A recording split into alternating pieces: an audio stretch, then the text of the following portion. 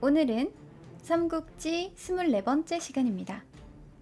지난 시간에는 조조가 한중 지역의 장로를 토벌하기 위해 군대를 출병한 사건으로 인해 촉발된 두 가지 큰 사건 중 하나인 마초, 한수 등 관중연합의 반조조대전 이야기를 했었죠. 동관전투, 위수전투 같은 큰 싸움 2번과 작은 싸움 여러 번이 있었지만 조조는 별탈 없이 무난히 마초, 한수 연합을 처리했고 그 와중에 레전드 장수 허저가 한 건 했다더라 하는 이야기 기억나실 거예요. 그럼 이번 시간에는 조조의 한중 토벌로 인해 야기된 나머지 하나의 큰 사건, 유비의 입촉 사건으로부터 이야기를 시작해 보겠습니다. 때는 바야흐로 211년, 건한 16년. 조조가 한중의 장로를 치기 위해 병력을 일으켰을 때의 이야기입니다. 앞선 이야기에 여러 번 나왔듯 한중 지역 바로 넘어와 있던 촉지역, 즉 익주를 다스리고 있던 유장은 마초, 한수들과 마찬가지로 조조의 한중 정벌이 단순히 한중만을 치기 위한 것이 아니라 나아가 자신이 있는 익주를 치기 위한 것이라고 생각합니다. 그리고 이렇게 유장이 불안해하는 모습을 본 신하들은 조조를 막아내기 위해 익주의 또 다른 대형 세력을 받아들이는 방법을 제시하는데 그 또 다른 세력이 바로 유비죠. 사실 유장은 유비보다는 조조의 편에 서고 싶어 했어요. 그 당시 누가 봐도 유비보다는 조조가 따르기 좋은 상관이자 지배자이자 권력자였을 거예요. 세력으로 보나 정당성으로 보나 군사력으로 보나 조조가 훨씬 더 좋은 동아줄인 게 사실이니까요.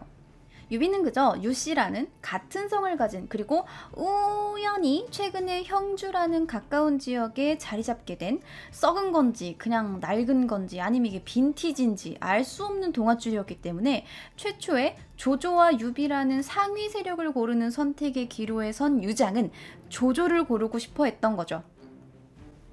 때문에 유장은 조조가 형조 정벌을 막 마쳤을 무렵, 그러니까 유표가 죽고 유종이 물려받은 그 형주에서 유비가 신야에 있다가 유종에게 뒤통수 항복 소식을 듣고 10만의 백성을 데리고 피난을 갈 무렵 조조가 큰 피해 없이 형주를 얻은 것을 축하하는 조공을 보냅니다. 형주가 먹혔다는 것은 익주의 유장 입장에서는 익주로 넘어오는 한쪽 벽이, 물론 그 벽이 대부분 산으로 되어 있어서 넘어가기는 쉽지 않지만 그래도 근접한 지역이 조조의 손에 들어갔다는 이야기이기 때문에 조조와 잘 지내는 것이 좋겠다라는 생각을 하게 된 거죠. 그래서 조조는 유장이 뜬금없이 보내온 조공을 받고 일단 조공을 받았으니까 유장에게 장군 자리를 하나 내려줍니다. 유장은 조조가 공무를 받고 장군 자리를 내려주니까 이게 그 사람들이 말하는 그 그린라이트인가 뭔가 하는 그건갑다 하고 이번에는 좀 더 일 잘하는 신하를 보내면 더 괜찮지 않을까 해서 한 번 더 조공을 바치게 됩니다. 똑똑한 애를 보내면 좀 더 많은 걸 얻어올 거라고 생각을 했던 건지 아니면 예의상 지난번보다는 직급이 높은 애를 보내야 된다고 생각을 했던 건지 모르겠지만 어떤 이유에서였건 간에 유장은 두 번째 조공을 보내는 사신으로 별가종사 장숙을 보내어 수인 300명과 잡다한 공무를 보내게 되는데 조조는 이 두 번째 공무를 받고 장송에게 광한 태수 자리를 내어줍니다. 여기서 수인 300명이라는 것은 한자로 늙은이 수의 사람인을 쓰기 때문에 종종 늙은 병사 300명과 잡다한 공무를 바쳤다 라고 해석하는 경우가 있는데 이 늙은이 수라는 한자에는 촉지역을 부르는 또 다른 이름이라는 뜻이 있기 때문에 늙은 병사 300명을 보낸 게 아니라 촉나라 병사, 그러니까 중앙정부의 조조 입장에서는 싸움 잘한다고 알려진 촉지역에 정예병사 300명을 보내었다라고 이해하는 게 맞습니다. 상식적으로 형주의 10만 병력을 지금 공짜로 꿀꺽하고 이제 적벽대전을 곧 앞두고 있는 조조에게 늙은 병사 300명을 보낸다는 건 앞뒤가 맞지 않죠. 어찌되었건 병사 300명과 공무를 보낸 유장은 장숙이 받은 관직을 제외하고는 얻은 게 없었기 때문에 어라?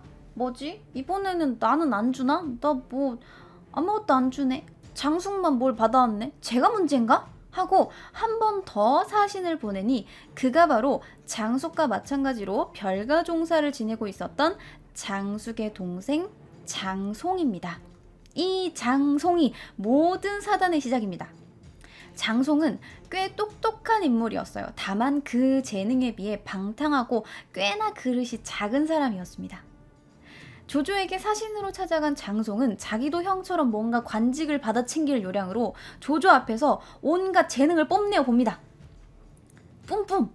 하지만 조조는 당시 유비 손권군과의 적벽대전을 앞두고 천하통일의 꿈에 가득 차 있었기 때문에 장송 정도의 재능은 이미 내 주변에 많고 천하통일 이루고 난 다음에 내가 인재를 더 받아보면 뭐 하겠어?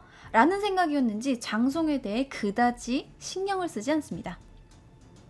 장송의 재능을 아쉬워한 조조의 신하인 양수가 조조에게 장송을 다시 한번 추천하기까지 했지만 조조는 그다지 탐탁치 않아 하면서 현령자리를 하나 떨렁 내어주고 말아버립니다. 장송은 이러한 상황에 화가 나서 조조에게 앙심을 품게 되죠. 사실 장송은 유장을 대신해서 사신으로 온 거고 두 세력 간의 어떤 결합과 평화, 친분을 위해서 온 것인데 자기 형처럼 높은 관직을 받지 못했다라는 이유로 조조에게 앙심을 품었다라는 것 자체가 사신으로서 글러먹었다는 이야기고, 이러한 장송에 대해서는 정사의 기록에서도 사람됨이 짧고 작다 라고 적어놓고 있어요. 아무튼 이 마음 씀씀이가 간장종지같이 작은 장송은 조조에게 높은 관직을 받지 못해 빡친 마음을 가지고 유장에게 돌아갑니다. 그리고 조조에 대해 한바탕 험담을 하면서 유장이 더 이상 조조와 연을 맺지 않도록 유장을 꼬셔요. 정사 유장전에 기록된 내용을 통해 이 일련의 과정들을 다시 한번 살펴보면, 유장은 조공이 형주를 정벌하고 이내 한중을 평정한다는 소식을 듣고 한해 사람 은박을 보내 조공에게 경하를 드리게 하였더니 조공은 이에 유장에게 진위장군의 관직을 더하여 주고 유장의 형 유모에게는 평구장군의 관직을 주었다. 유모는 미친 병이 나서 죽었다. 유장이 다시 별가종사인 촉군 사람 장숙을 파견해 수인 300명과 아울러 잡다한 어무를 조공에게 보내니 조공이 장숙을 광한태수로 삼았다. 유장이 다시 별가 장송을 파견해 조공에게 가게 하였으나 조공이 그때 이미 형주를 정벌하고 선주를 폐주시켰기에 장송을 마음에 담아두거나 채용하지 않았으니 장송이 여기에 원망을 가졌다. 조공의 군대가 적벽에서 불리해지고 겸하여 병으로 죽었다. 장송이 돌아와 조공을 비난하며 헐뜯고 유장에서 직접 관계를 끊도록 권하였다. 진짜 나쁜 놈이지 않습니까? 아니 물론 개인적으로 조조를 싫어할 수는 있죠. 뭐 조조가 여러 차례 학살을 하고 또 이것저것 자신의 신념과 맞지 않는 행동을 해서 조조가 싫을 수 있어요. 또 조조를 싫어하는 것과는 반대로 뭔가 유비의 인덕이나 어떤 행적이 마음에 들어서 유비를 좋아하고 이것 때문에 유장에게 추천을 할 수 있죠. 근데 그런 게 아니라 우리 형은 태수관직 줘놓고 나는 왜 현령 같은 거 짜잘한 거 줌? 조조 짜증나네. 쟤네랑 동맹 안 해야지. 하는 것 자체가 얘가 얼마나 속이 좁고 인간이 덜 됐는지 사신으로서의 본분을 잊은 건지를 알려주는 대목이죠.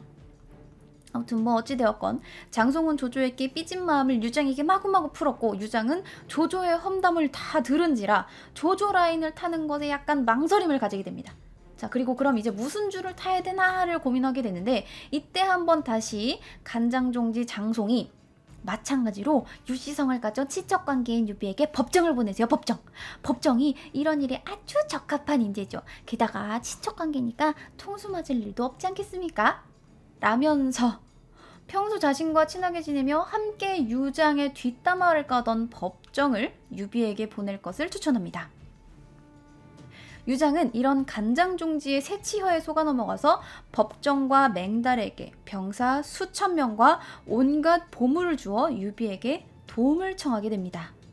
만 법정은 그대로 유비에게 찾아가서 익주를 꿀꺽할 계획을 알려줍니다.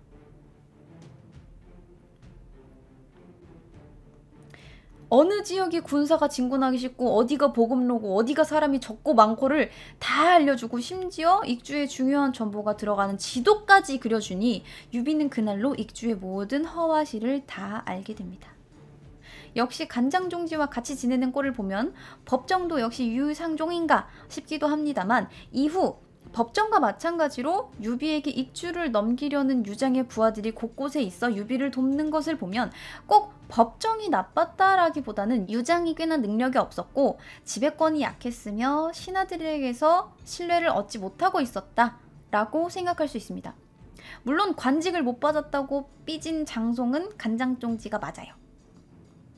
아무튼 이렇게 장송과 법정의 꼬임에 넘어간 유장은 계속되는 조조에 대한 두려움으로 유비를 익주로 초대하게 됩니다. 마치 일전에 형주자사 유표가 유비를 불러 신야에 머물게 하면서 조조막이 방패로 썼던 것처럼 유장도 유비를 불러 대조조에 대한 대항마로 쓰려고 했던 것 같지만 상황이 많이 달랐던 게 유표는 유비보다 훨씬 앞서서 세력을 구축한 상태였고 어떤 소모품이나 방패, 하위 세력으로 받아들여서 활용하는 쪽으로 유비를 받아들였던 반면 유장은 유비에게 전적으로 의지해야 하는 상태로 유비를 익주로 받아들이는 셈이었기 때문에 유비는 유표의 형주로 합류했을 때보다 훨씬 더 강력한 힘과 지배권을 갖게 됩니다. 이러한 유비의 익주 지역의 입성, 다시 말해 입촉에 대한 정사 선주전의 기록을 살펴보면 건한 16년, 즉 211년 익주목 유장은 조공리 장차 종효 등을 보내 한중으로 향하여 장로를 토벌한다는 것을 멀리서 듣고 내심 두려움을 품게 되었다. 별가 종사를 지내던 촉군 사람 장송이 유장을 설득했다. 조공의 군사는 강하고 천하에 대적할 자가 없으니 만약 장로의 물자를 이용해 촉당을 취하려 한다면 누가 능히 막겠습니까? 유장이 말했다. 내가 이 일로 우려하고 있으나 아직 계책이 없소. 장송이 말했다. 유예주는 사군의 종실이며 조공의 깊은 원수이고 용병을 잘하니 만약 그로 하여금 장로를 치게 한다면 필시 장로를 격파할 것입니다. 장로가 격파되면 익주가 강성해지니 비록 조공이 온다 해도 어쩔 수 없을 것입니다. 유장이 이를 옳게 여겼다. 법정을 보내 4,000명을 이끌고 선주를 맡도록 하고 앞뒤로 거억의 선물을 보냈다. 이때 법정은 선주에게 익주를 취할 계책을 진언했다. 선주는 제갈량, 관우 등을 남겨 형주를 지키게 하고 보병 수만 명을 이끌고 익주로 들어갔다. 익주 광한군 부현에 이르러 유장이 몸소나와 영접하니 서로 만나보고 매우 기뻐하였다. 장송이 법정을 통해 선주에게 고하고 아울러 책사 방통이 진언하길 만난 자리에서 유장을 습격하도록 권했다. 선주가 말했다. 이는 큰일이니 창졸간에 할 수 없소. 유장은 선주를 행대사마, 영 사례교위로 추천하고 선주는 또한 유장을 행진서대장군, 영 익주목으로 추천했다. 유장은 선주의 군사를 늘려주어 장로를 공격하도록 하고 또한 익주 광한군 백수현의 군대를 지휘하도록 했다. 이로 인해 선주의 군사는 통틀어 3만여 명에 수레, 갑옷, 기계, 물자가 매우 많게 되었다. 라고 적고 있습니다. 기록을 보면 볼수록 유장이 참 불쌍해집니다. 함께 살펴본 선조전의 기록을 보면 유장은 장송과 법정에게 속아 유비를 촉지역에 불러들이게 되었고 그 와중에 장송과 법정은 그저 유비군을 불러들이는 것뿐만 아니라 유장을 암살할 계획까지 방통을 통해 전달하는 모습을 볼 수 있어요. 말 그대로 유장은 그냥 재물일 뿐이고 유비에게 모든 것을 넘기고 투항하려는 속셈인 거죠. 유비 또한 이러한 암살 계획에 창졸간에 할 수 없소! 라고 말하긴 했지만 그 말인즉슨 당장 급하게 할 건 아니라는 뜻이지 과거에 유표가 죽으면서 맡기고 간 유종을 배신하고 형주를 먹으라는 신하들의 이야기를 들었을 때처럼 강력하게 그것은 도리가 아니오! 라고 하지 않은 것을 보아 언젠가는 유장을 죽이기야 하겠지만 지금은 아니다 라는 뜻이라는 것을 알 수 있습니다. 유장이 불쌍한 이유는 이뿐만이 아니에요. 방금 살펴본 정사 선주전의 대목은 정사 유장전에도 비슷한 내용이 유장의 입장에서 기록이 되어 있는데 이 대목을 함께 비교해서 살펴보면 여러분들도 금방 유장이 얼마나 불쌍한지 깨닫게 되실 겁니다. 정사 유장전에 기록된 내용을 보면 장송은 유장을 설득하며 말하길 유예주는 사군의 지친이니 가히 통교할 수 있습니다. 라 했다. 유장은 그 말이 모두 옳다고 여겨 법정을 보내 선주와 화호관계를 맺게 하고 곧장 또 법정 및 맹달에게 영을 내려 병사 수천을 보내 선주를 도와 수비토록 하였는데 법정은 마침내 돌아왔다.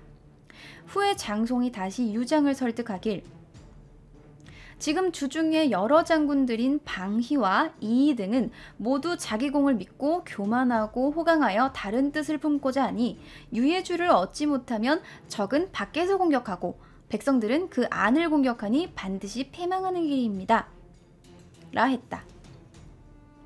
유장이 또한 이 말을 따라 법정을 보내 선주를 청해 오게 하였다.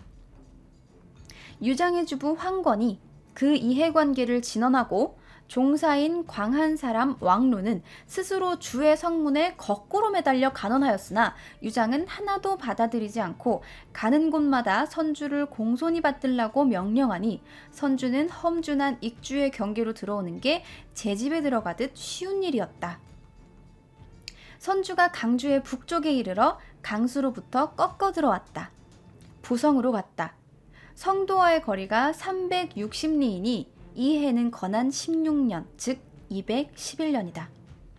유장이 보병과 기병 3만여 명을 거느리고 수레에는 휘장을 치니 정결한 빛이 빛나는 해와 같았고 가서 유비와 더불어 회합하였다. 선주가 거느린 장수와 병사들은 서로의 상대편과 바꿔서 술을 권하길 100여일이나 했다. 유장은 선주에게 군수물자를 공급해주고 장로를 토벌하기를 청한 후 헤어졌다. 라고 적고 있어요. 자, 정리하면 장송과 법정이 유장을 꼬셔서 전하 지금 다른 신하들은 다들 배떼지가 불러가지고 지 먹고 살 궁리만 하고 다들 배신할 생각만 하고 있사옵니다. 이렇게 충신인 저 장송과 법정만 믿으시옵고 친척이라 뒤통수칠 없는 이 유혓바닥 아니 유예주님을 익주로 불러들이시면 아무 걱정이 없을 것이옵니다. 라고 한 거죠. 그래도 유장도 인복이 있었던 건지 주부 황권, 종사 왕루 같은 충신들이 안 된다고 바짓가랑이를 부여잡고 심지어 성문에 거꾸로 매달려서 간언까지 했는데 근데 성문에 거꾸로 매달려서 간언을 하는 건 도대체 뭘까요? 이 당시에는 이렇게 간언을 하려면 성문에 거꾸로 매달리는 그런 풍습이 있었던 걸까요? 뻔지를 했나? 궁금하긴 하네요. 어쨌든 아무튼 그렇게 유비를 부르면 안 된다고 충언을 했는데 유장은 유비를 불러들이고 맙니다. 생각해볼수록 불과 수년 전에 유표의 아들 유종이 유비를 배신할 때 한 생각 유비를 받아들여 조조를 막으면 어차피 유비는 내 아랫사람이 될 인물이 아닌 것이고 조조를 못 막으면 유비를 받아들일 필요가 없으니까 유비는 이러나 저러나 받아들일 이유가 없다. 가 유장에게도 똑같이 적용되는 바였으나 마음 여리고 아무것도 모르는 그저 아빠 잘 만나서 덜컥 익주라는 큰 땅을 지배하게 된 유장은 간장종지들에게 속아서 유비를 불러들인 거죠. 심지어 자신을 언젠가 암살해야 한다는 생각을 가진 유비를 직접 부성까지 마중 나가서 100여일이나 술자리를 대접을 한 뒤에 병사와 물자까지 나눠주고 난 뒤에 장로를 좀 막아주면 안 되겠나이까? 를 말하는 유장. 이렇게 불쌍한 인물이 또 있을까요? 이 통수의 시대에 마음 약하고 조금 착하지만 모자란 친구. 아이고 삼국지 시대의 깍두기 멤버 이 호가 따로 없네. 유장은 너무도 불쌍하기만 합니다만 어쩌겠습니까? 본인의 능력이 거기까지인걸. 어찌되었건 유장과 100여일의 술자리를 가지고 병력과 물자까지 지원받은 뒤에 장로를 칠 것을 부탁받은 유비는 받은 것이 있고 대접받은 것이 있으니 그래도 양심이 있다고 장로를 치러 갑니다. 였으면 삼국지가 아니죠. 유비는 장로를 칠 생각은 하지도 않고 유장의 땅인 익주에서 유장에게 받은 물자와 곡식 등을 백성들에게 풀어 민심을 사기 시작합니다. 아니 그러라고 준 물자가 아니고 그러라고 열어준 길이 아니고 그러라고 내어준 땅이 아닌데 역시 유혓바닥님, 유뒤통수님은 정말 상상을 초월하는 인성을 가진 인물입니다. 그리고 그렇게 한 해가 흘러 212년 건한 17년 유비와 유장이 이렇게 술파티를 3개월이나 벌이는 동안 조조는 마초 한 수를 정리하고 유비가 유장의 속이 시커멓게 타는 걸 아는지 모르는지 곡식과 재화를 뿌려서 민심을 사는 동안 조조는 또다시 손권을 치기 위해 병력을 추스러 남정을 떠납니다. 아니 오히려 1인자인 조조가 술파티를 벌이고 민심을 사도 모자랄 판인데 우리 유비님은 뭐가 그렇게 여유로우신지 모르겠어요. 삼국 통일을 하겠다는 건지 말겠다는 건지 제갈량이 단명한 건 다 유비가 속을 하도 썩여서가 아닐까요?